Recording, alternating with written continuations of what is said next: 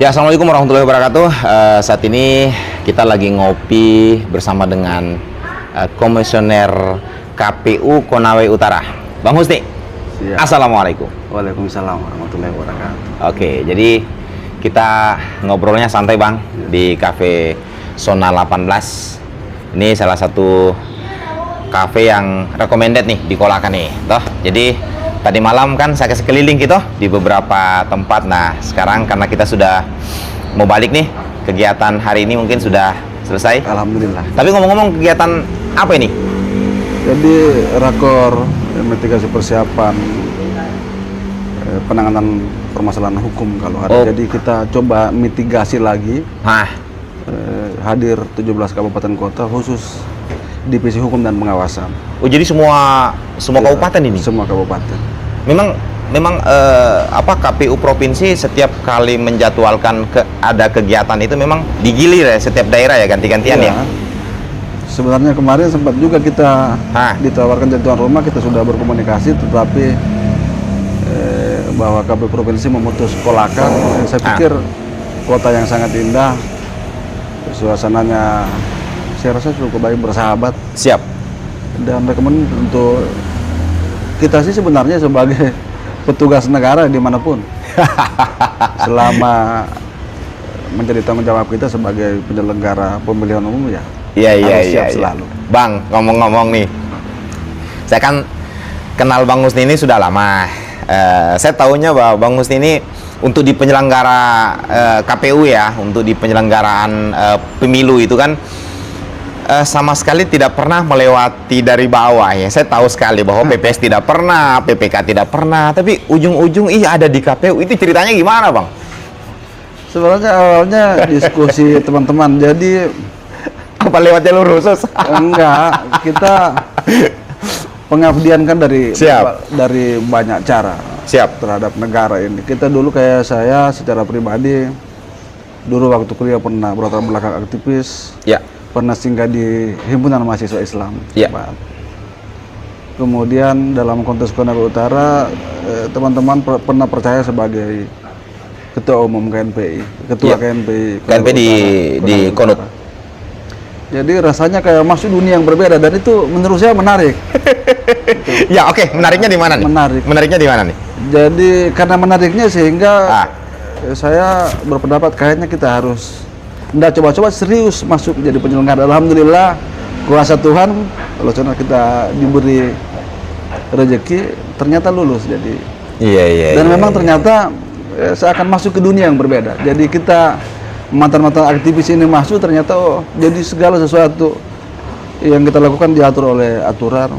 Oke, saya garis bawahi gini, dunia yang berbeda. Nah, kalau kita ketahui bahwa backgroundnya Bang Husni ini kan aktivis nih, terus masuk di KPU, mengatakan bahwa dunia yang berbeda. Berarti kalau kita tahu bahwa aktivis itu kan dia kuat bersuara, berarti di KPU nggak boleh bersuara ya?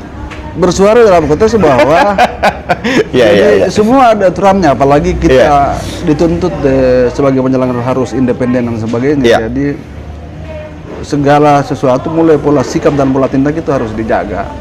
Karena kaitannya dengan ada kode etik yang harus dijaga sebagai penyelenggara pemilu. Sehingga kalau aktivis agak bebas, diskusi dengan partai politik di mana saja boleh. Ternyata masih di KPU nggak boleh seperti itu. Itu harus dijaga. Dan menurut saya kenapa dunia berbeda, tiba-tiba masuk kita langsung terhenti di situ. Padahal aktivis kan senang diskusi dan sebagainya. Betul. Sehingga saya menganggapnya ya asik sih sebenarnya.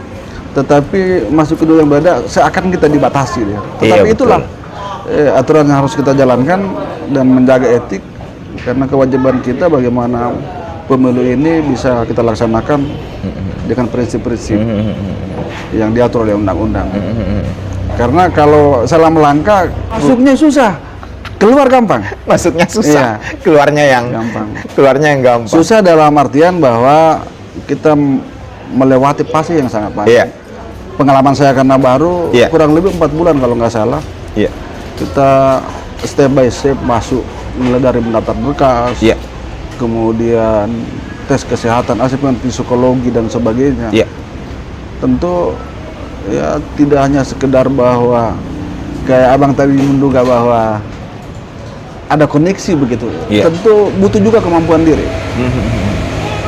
Ada tes JAT, wawancara dan sebagainya. Iya. Dan alhamdulillah karena kita sudah di sini nih, mau tidak mau, bahwa kita sudah mendaftar, kita sudah bersepakat untuk mengabdikan diri bagaimana pemilu ini sukses. Apapun konsekuensi, apapun hal-hal yang apa namanya ya, menjauhi kewajiban kita ya kita.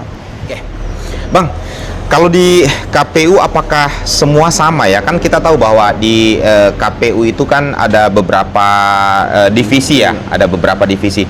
Apakah semua KPU sekaupaten kota di Sultra ini semua divisinya sama atau memang masing-masing kabupaten berhak untuk menentukan divisi masing-masing sendiri-sendiri begitu? Jadi itu kan pembagian, sebenarnya sih strukturnya sama. Ya. Hanya bedanya mungkin ada laki-laki, ada perempuan. Ya. Kemudian pembagian divisi seperti ini menurut pemahaman saya Ya. hanya penegasan tugas saja. Tapi pengambilan keputusan sebenarnya kolektif kolegial. Jadi tidak serta-merta bahwa dia ketua KPU kemudian sepihak memutus ini. Jadi semua ada mekanismenya. Dan sesuai tata caranya ya harus diputus di pleno dan sebagainya, atau diputus di rapat lain yang menurut peraturan KPU itu harus dilakukan. Kalau tidak, nggak bisa seperti itu.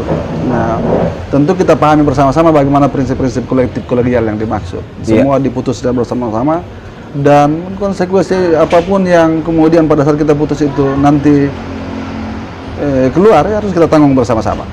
Ngomong-ngomong, divisi ada berapa bang? Kalau untuk di Ada 5, jadi ada 5. ada 5. Jadi yang pertama ada ketua. Ya. Ketua itu membidangi ketua divisi keuangan umum dan logistik. Ya. Kemudian saya sendiri divisi hukum dan pengawasan. Kemudian ada divisi perencanaan data dan informasi. Ya. Kemudian ada divisi teknis penyelenggaraan. Ya. Dan yang terakhir ada divisi Sosdikli, sosialisasi pendidikan pemilih, partisipasi masyarakat dan sumber daya manusia. Ya. Jadi semua sudah terbagi habis job desk. Jadi nggak bisa salah kamar, walaupun nanti kemudian bahwa divisi ini melakukan ini, tapi kita putus bersama-sama. Kalau untuk pembentukan ketua sendiri bang, apakah memang ada yang menentukan? Apakah KPU provinsi yang harus menunjuk bahwa kau yang ketua, kau anggota? Jadi, ataukah memang dari berlima ini? Dari berlima melalui Dari pleno. berlima. Oh, melalui pleno. Saling. Ya mungkin kaitannya dari hati ke hati atau bagaimana. Begitu. Kemudian kalau saya pribadi melihat dari sisi apakah yang bersangkutan memiliki kemampuan atau tidak. Ya. Dari sisi kepemimpinan. Iya. Terlepas bahwa apakah dia muda dari kita atau tidak.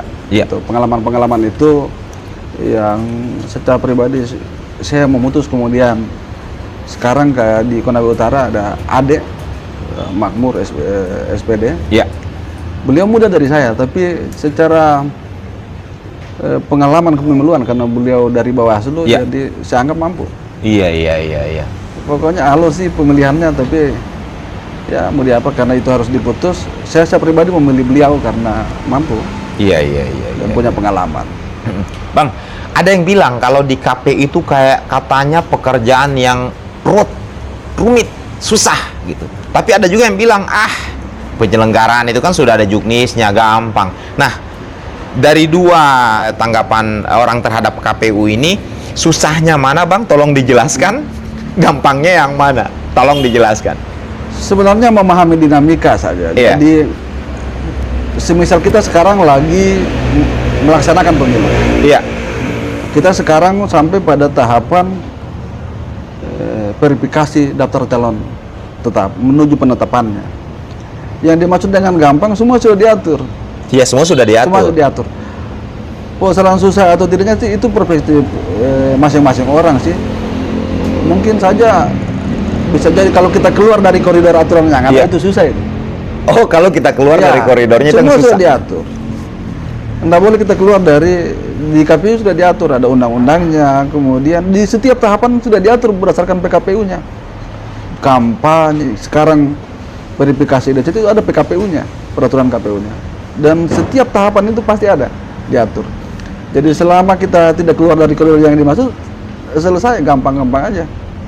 Mana ya hak dan kewajiban kita laksanakan. Oke, kalau hak dan kewajiban KPU sendiri apa tuh Bang? Yang haknya dulu nih. Yang paling utama ya kita kan otomatis harus menjaga dengan fasilitas yang diberikan oleh negara ya. Siap. Kewajiban ya salah satunya melaksanakan pemilu. Kemudian di 2024 ini ada 2 momen nih. Ya, betul. Kita juga mau melaksanakan pilkada pemilihan kepala daerah. Ya. Dan kita memiliki tanggung jawab sama dengan tanggung jawab pemilu. Ya. Bahwa semua harus sukses dan melahirkan pemimpin yang berkompeten, yang mampu membangun daerah. Saya kira itu. Oh, kalau kewajibannya ya jelas ya, sudah tertulis semua. Nah, kalau untuk wilayah Konut sendiri, Bang, ini ada berapa kecamatan di sana? Jadi posisi sekarang berdasarkan pleno KPU kemarin, karena sudah diplenokan sebelum kita masuk, Ya. yang saya pahami itu ada 13 kecamatan. Ada 13 kecamatan.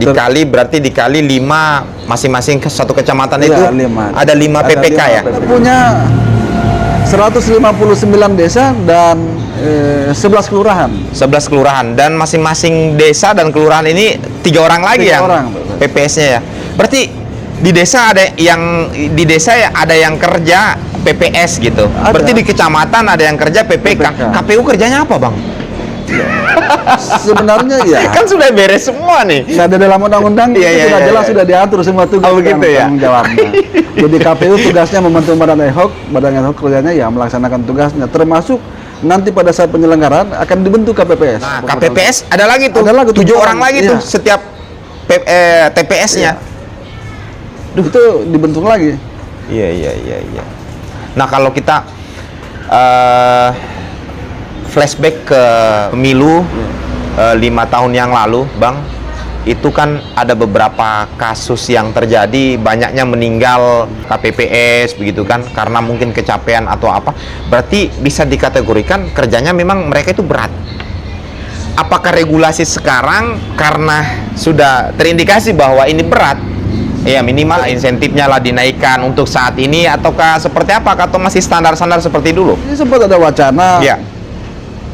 bahwa perhitungan suara itu akan dibagi menjadi 2 panel, tetapi informasi yang terakhir Ini baru wacana ya, baru dari wacana. pimpinan kemarin itu ditolak DPR, Ya. dan ya kondisinya akan sama seperti yang lalu. Oh. Akan sama seperti modelnya itu. sama Tetap seperti yang lalu. perhitungannya seperti itu berdasarkan PKPU. Berarti tahapannya ini dari KPU pusat turun ke KPU provinsi, Iya. KPU provinsi menginformasikan kepada KPU kabupaten, KPU kabupaten menginformasikan ke setiap PPK, dan PPK ini ke ujung tombak yang ada di Iya. masing-masing desa dan kelurahan di PPS. Dan itu lagi diatur oleh PKPU. Nah, di Konut kita, saya juga menginformasi karena Iya. kita ada satu pulau terluar, apa ya, di luar daratan, jadi ada Pulau Labengki, Labengki itu Konut, Bang. Konut. Oh, gitu. Itu salah satu desa di Konawe Utara. Jujur, Labengki lebih terkenal daripada Konut, Bang. Iya. Kemudian kita juga punya TPS khusus. Oh, ada TPS khusus. Ada 7 TPS khusus di wilayah Langi Kemawe yang Wilayah Tambang. TPS khusus seperti apa? TPS khusus. Jadi dia ada banyak pekerja yang dari luar yang dalam keadaan tertentu mampu menyalurkan suaranya di TPS-nya, tempat dia terdaftar. Jadi melalui KPU kita akomodasi, berdasarkan PKPU kita harus buat TPS khusus, dan mereka sepakat harus dibuat, ya kita buatkan. Nah, kalau TPS khusus itu yang berperan siapa, Bang? Kan nggak mungkin PPS di kelurahan, karena dia bukan terdata di desa dan kelurahan itu. Tetap PPS-nya, jadi tentu koordinasi dengan stakeholder. Kayak TPS khusus ada di perusahaan A, Iya. jadi semisal yang sekarang itu ada di salah satu perusahaan, ada 7 TPS khusus satu perusahaan itu, Oh. terkoordinasi dan mereka mediasi, dibentuk TPS-nya. Susun data pemilihnya, dan bermacam-macam, ada yang hanya memilih presiden, ada yang memilih presiden DPR RI dengan DPD saja, ada juga yang hanya memilih 4 surat suara, tergantung lintasan dapilnya. Dapilnya. Kayak dari Sulawesi Selatan berdasarkan regulasi dia hanya memilih presiden. Hanya presiden. Iya. Dia nggak bisa Nggak milih. bisa. Karena lintasan dapilnya bergeser. Oh. iya. Sama Iya, dari iya, Kolaka. iya, Dari iya, Kolaka iya, iya. dia hanya dapat 3 surat suara. Dia tidak memilih kabupaten kota dan tidak memilih provinsi. Iya, iya, iya. Karena Konawe Utara beda dapil dengan Kolaka. Berarti dia hanya dapat 3. 3 surat suara. Presiden, DPD sama DPD, DPR RI. sama DPR RI. Iya. Provinsi dengan kabupaten sudah tidak. Oh, Jadi, seperti kita itu. tetap perhatikan lintasan dapil. Bisa Itu ngopi tuh. nih? Silakan, Ah. Bang. Nah, sebelum masuk ke pertanyaan menarik dan yang paling pertanyaan paling berkesan mungkin ya. Oke, Bang. Pertanyaan paling unik nih kayaknya nih. Enaknya di KPU itu apa? Kenapa banyak orang yang mau masuk KPU? Sebenarnya Iya, iya. Tadi kan sudah kerja-kerjanya susah. Dah kita jelaskan bahwa seperti tergantung ini. pandangan orang sih. Hmm. Karena KPU dalam regulasi masuk kategori apakah di pejabat negara atau enggak ya. Tapi kayaknya masuk. Dia Masuk eselon ya? 3 iya. Itu Masuk, sih Bang. mungkin ekspektasi orang. Tapi sebenarnya ya tergantung kita aja melihat bagaimana, enaknya bagaimana. Tapi bagi saya pengabdian.